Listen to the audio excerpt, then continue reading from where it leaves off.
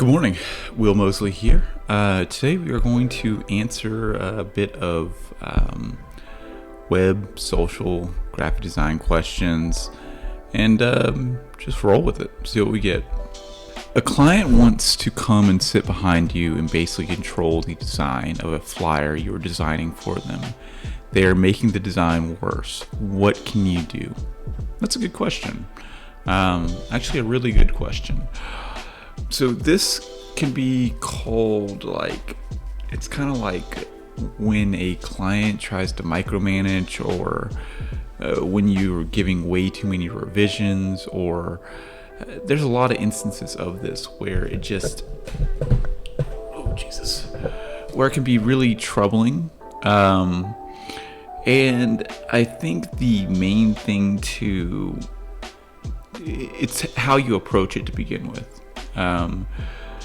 You need to lay the ground terms to start with, to say, okay, I'm going to design this flyer for you. We're going to do 1 or 2 revisions, and you don't let a client sit over your shoulder. You present to them, and then you go back to your drawing board and then come up with a new revision. You don't ever let anyone just every step of the way, bam, bam, bam, bam, bam, bam, bam. Now, there are instances where, say you're working for someone. If you are working for someone and they are paying you an hourly rate, they can literally stand there and just chill there with you, and you guys are collabing together, and that can kind of be awkward, but it's kind of a delicate balance there. You've got to figure out a way to allow them to know that the things that they're requesting, what they are asking for, are going to take a bit of time. It's going to take a little bit of time. So instead of you kind of just standing here this whole time and, 1, 2, 3, 4, 5, 6, 7, 8, 9, 10, 11, all that type of stuff, it'll be best serve us both if you write down the things that you think would be best to change. And then I'll work on those while you do something else. So shift it to a more productive side. If they're intent on sitting with you through the whole thing, then make sure that you use this as to your advantage. Show them how complex this shit is. Show them, literally, if it's they're talking about, okay, I want you to do a gradient here, and I want this to change there. Do exactly all of those things and do every single process. Don't rush it. Do it exactly as you would, and they'll either get annoyed that it's taking so long and kind of okay, I'll come back to you when you're done with this, or they'll see that there's a lot that goes into this and maybe they're being a little bit pushy. At the end of the day, you're making something for them. I can't stress that enough. You're making a flyer for the client, and so at the end of the day, if they want green and red and it has horrible contrast, that's them. It's your job to help persuade them a little bit, hey, look, maybe we shouldn't use those colors. After your first take, that's it. Just the first take is your own kind of heart into it. But after that, allow them to have some decisions and thoughts into it, and so it becomes theirs. And then if it's not the best thing, it's okay. There's plenty of other flyers and stuff like that. Okay. I'm going to school for a bachelor's degree in art. My passion is fine arts, but I'm afraid it's not as particular as graphic design or illustration. Should I study one of those instead of my passion? Oh my God, Suzanne. This was the exact same question that I had when I first got started. When I was first graduated from high school, I just didn't know what I could do. I just knew I could draw art. I just knew I could design, or not design, I could just paint. That's it. And for a while, I struggled with that. I struggled with that for real, because I was how do I use that?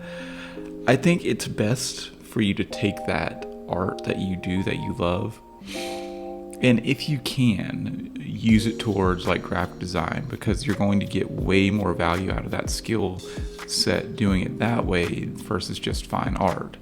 Now, like you said passion, like that's your passion. If it's your passion and you're like, graphic design doesn't interest you or illustration doesn't interest you at all, I say lean into that. Absolutely. Make an Instagram, and just build a portfolio from there. TikTok is blowing up with artists. You literally do a piece, from start to finish, post it, and people love that. So definitely lean into that if that is what you're drawn to. How is Adobe InDesign different from Photoshop? That's fairly simple. InDesign is mainly made for print assets, like making a magazine or making a flyer or a book. Well, not even flyer, more of like a book, something that has a lot of repeating elements. Where Adobe Photoshop is literally made for like complex edits to photos, like visually complex edits to photos. That's about it. I'm still new to front-end web development and graphic design, and I want to learn both and work in both fields. Can I learn both, or should I choose a field from the two fields?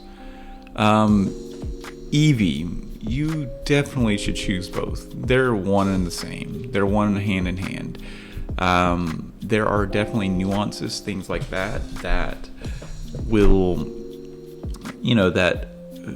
differ.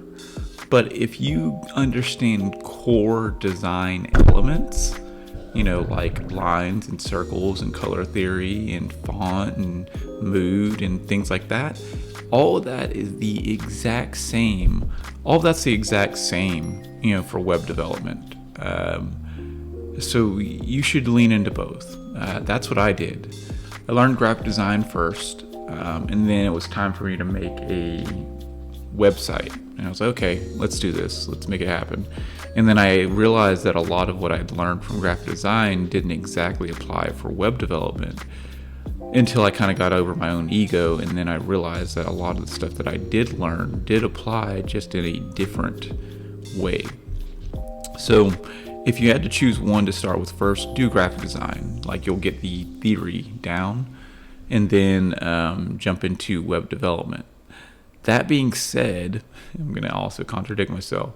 That being said, flyers and brochures are dying. More and more they are becoming less relevant or less needed. And I would say you're more of, you'll be able to get more jobs in the web development field than graphic design field. But at the same time, web design, I wouldn't say it's dying either, but it's social media. The big social media giants are really taking over the need for a lot of websites and a lot of things like that. So definitely do that. It will help you tremendously if you do both of them. What are creative alternatives to business cards? That's pretty simple.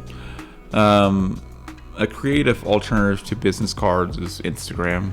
Like, instead of like giving out your business card, like, hey, what's your Instagram? And what this does, this is crazy. Like, I don't know why a lot of people don't do this, but what's your Instagram? And you're pretty much look the person up. You get their name. You're automatically able to see their art, their work. They're able to see your work immediately, and there's no question about if someone actually added your business card into their contacts. It's just you're already in their thing, and then you can automatically DM the person too. So it's just like it's a no-brainer. Like, business cards, you got to enter in the email and the phone number and all this other stuff. Just ask for the person's Instagram. That's it. Okay. I hope that you enjoyed this one, trying out a little bit of a different kind of approach using the GoPro here as a little, additional first person really view camera. I used it yesterday and really enjoyed it, really liked it. So maybe sticking around. I'm a little bit further from the mic than I usually am. I'm about 1 foot away from the mic, but I think it's still fine. And I actually liked it without the mic in the scene, so we'll see if the mic stays. It probably will, but who knows. All right, this is another Will Talks About graphic design and web development talk. Hope you got some value out of it. Remember, if you need a website, websites are the worst. Go over to heywillmosley.com to get a quote. And I've also been coming up with like a new little headline for websites. What did I say? Complex e-commerce quick. Because that's pretty much what I do. Like, at least for as far as the e-commerce stuff goes, like things that are really hard to do, that are you really don't want to do, but I can also do them. I can do them quick. It's not like the basic stuff that you could actually get from other websites. It takes a little bit more. A lot of times there are a lot of things that clients want to plug in or build around that there's no clear definition of how to do that. And that's typically where I come into play. Also, new background look. I turned the desk around. And I kind of like it. I kind of vibe it. All right, let's get going.